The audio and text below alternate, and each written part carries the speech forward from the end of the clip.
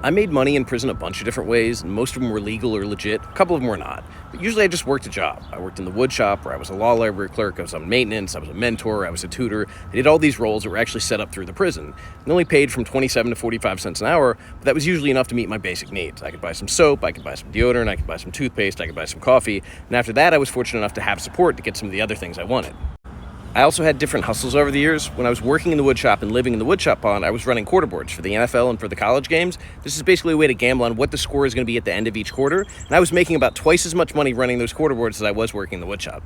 I also ran a store box at one point, which is where I loan things out, like soups and coffee and hygiene. You get ridiculous interest rates. The standard in prison is 1 for 2, so I give you 1 and you give me 2 back. 2 for 3, I give you 2, you give me 3 back. Or 3 for 5, which if you do the math is actually worse than 2 for 3, but people aren't in prison for being good at math.